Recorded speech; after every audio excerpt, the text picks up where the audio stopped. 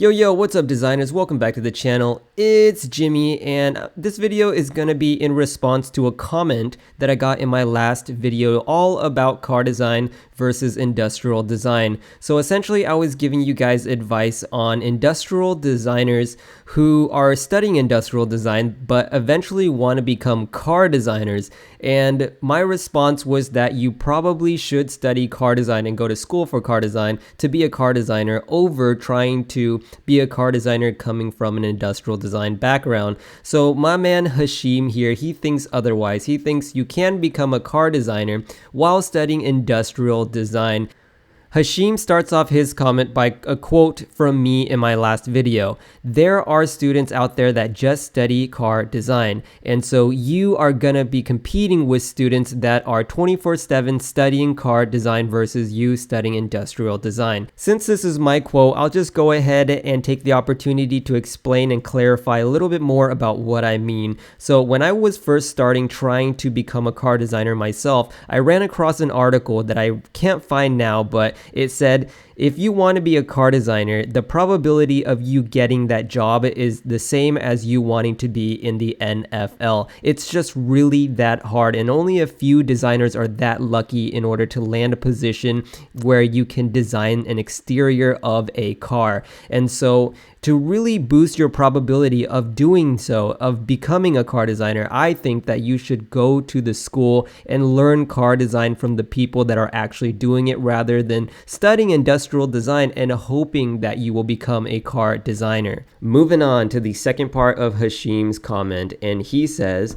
car design is not medicine or engineering. If you look at the job requirements for a car designer on any major car brand website, you wouldn't say that. So let's just go ahead and do that. Let's pull up two job listings from Mercedes and from Tesla that are exterior car design positions that they're looking for, okay?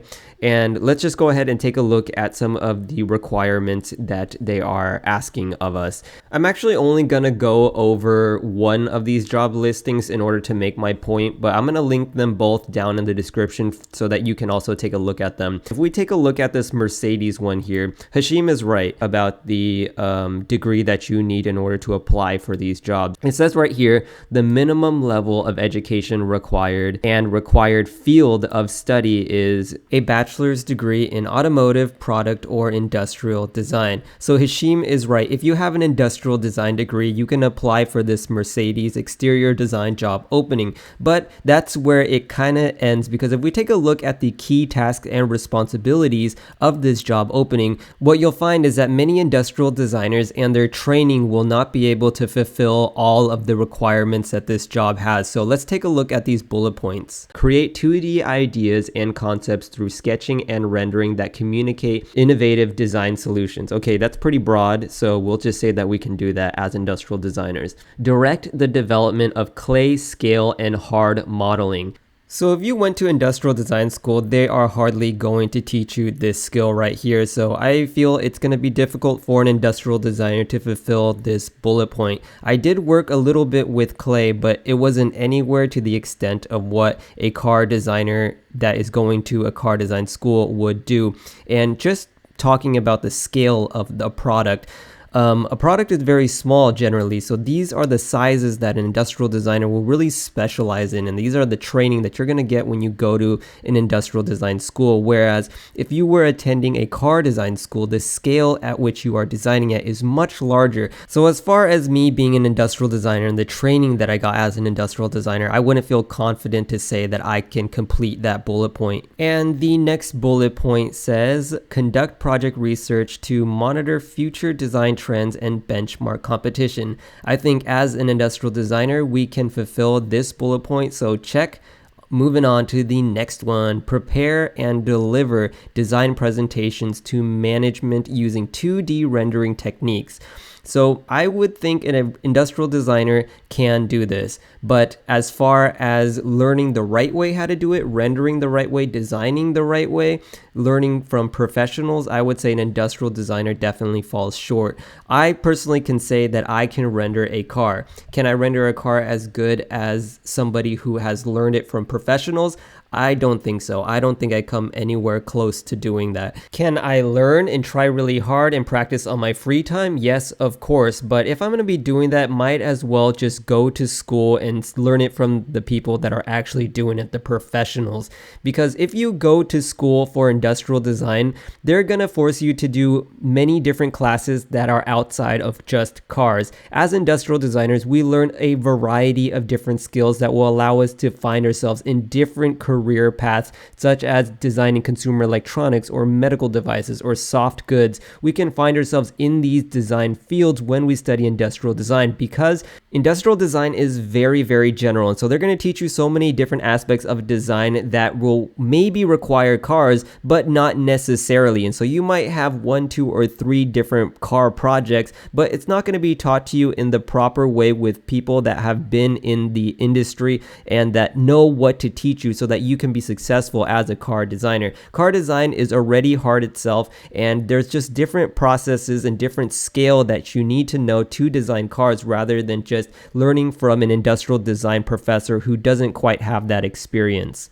Let's go ahead and take a look at the next bullet point. Stay up to date on automotive engineering and aerodynamics. So in my industrial design education, nowhere did they teach us anything about aerodynamics when it came to our designs. Really, not really. They're going to teach you how to design furniture, medical products, consumer electronics, and none of that has to do with aerodynamics. It's only when you're designing things like cars or maybe like performance products like maybe golf drivers, but they're really not going to teach you aerodynamics, understanding the simulations and the wind tunnels and all of that really cool stuff that you would be studying when you are going to school for car design. Can you learn aerodynamics as an industrial designer in any of these other bullet points? Yes, but if so, might as well just go to school for car design. By now, I really feel like I have made my point, but I'm just going to make it a little bit stronger with this right here. So if we scroll down a little bit, we'll see the minimum skills required to get this position.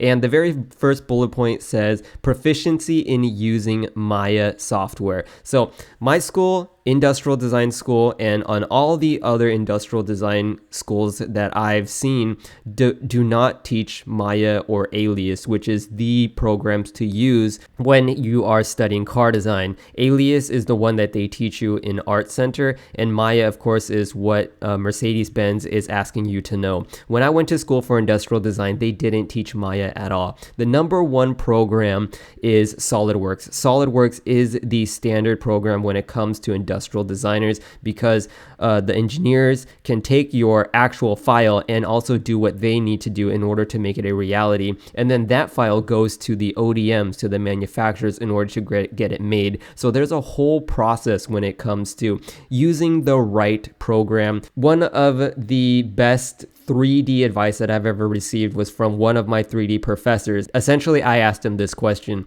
what is the best 3D program for us to learn? And what he told me was, there's no best 3D program. The one you should learn is the one that is the standard in the industry that you're trying to pursue. So let's go ahead and go back to Hashim's original comment, and let's take a look at the next section. So he says, it's about what you can do, what you can bring to the table. What kind of skills do you have? Are you creative enough? What can you do that your competition does not? What do you have that your competition does not? I know several car designers who work in the industry and have graduated with, or as you have said, studied industrial design. Go on any car company's website and look for the design openings and take a look at the requirements. They require a degree in transportation design or industrial design.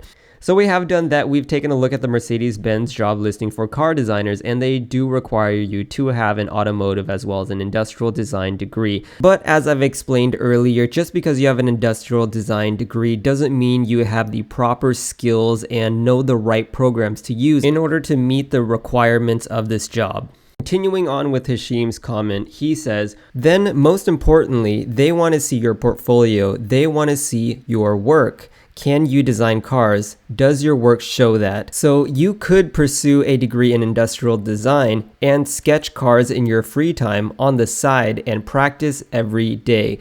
and then apply for a car design position with your industrial design degree and get hired. And what Hashim said there is true, but there's not really much of a response from me other than just to say, if you are going to be pushing yourself that hard, using up all your free time and trying to learn car design on the side, why not just go ahead and attend a school that will teach you car design, teach you the right way and the right methodologies, and give you the network and have professionals that will give you the guidance to become a car designer. There wouldn't be any need for you to attend industrial design school if you don't plan to be an industrial designer, and if you want to be a car designer that badly that you're spending all your free time to design cars, just go ahead and learn it the right way and attend a school that you can afford that will teach you car design.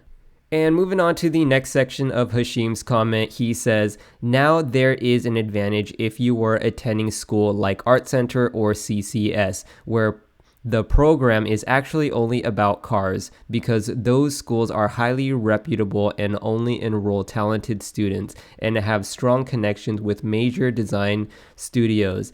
Not because the students actually study car design, but even with a degree from the likes of Art Center and CCS under your belt, your portfolio will still get looked at by employers, and if you are not good enough, you're not getting the job. I don't really fully understand Hashim's argument in this section here, because I feel like it's kind of making a point on my side of the argument, which is, yeah, it's very true that if you do go to these schools, they will teach you the right programs, and it will be by professionals in the industry that you can build your relationship with and get your foot in the door and build that network. And just by going to these schools and getting trained by the people that are giving you these jobs, the style that you develop and the projects that you develop and the type of models that you are going to be presenting will for sure give you an advantage over a student who is not getting that, like an industrial design student. Even if you study car design, doesn't mean that you will be a car designer, but it will definitely improve your chances.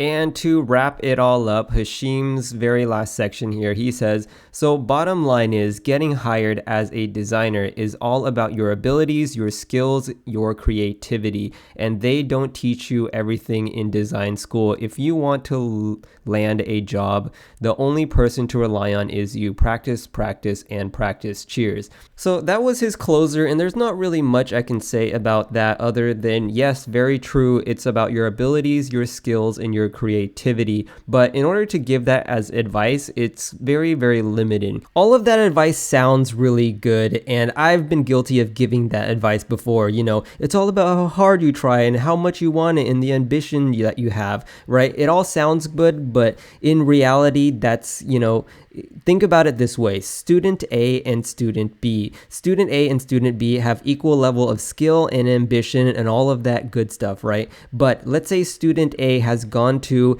a school that teaches you specifically car design, and student B is a industrial design student hoping to become a car designer. Well, as student B, it's not that you are never going to become a car designer, but you are now being exposed to so many other different things, and you're spending your time designing furniture and consumer electronics and other things that you might fall in love with. And that's not a bad thing, but you might just not become a car designer because you just don't have the network because of all of these other reasons, whereas student A has the same skill and ambition as you, but may increase their chances of becoming a car designer just because that is the number one focus that they have. So I hope you guys understand what I'm trying to say here. Of course, you can do whatever you want. This is just my opinion, and I wouldn't never say this to you guys if I know all these other industrial designers who have found themselves designing cars. I just don't know anyone. I know so many industrial designers inspired by cars, but none that have found themselves designing cars as an occupation. So anyways, guys, I hope you enjoyed this video. If you liked more videos like this, definitely let me know down in the comments. This is something different, something new that I'm trying out, and I was really fired up about making this video based on Hashim's comments. So thank you so much for commenting. It really makes me happy to see the discussion going on, and that's really, really awesome to see. So hit that subscribe button if you want to see more videos from me hit that thumbs up button, and it'll really help this channel out, and it'll show me that you like videos like these. Alright guys, that is about it. My name is Jimmy, and I'll catch you in the next one. Peace.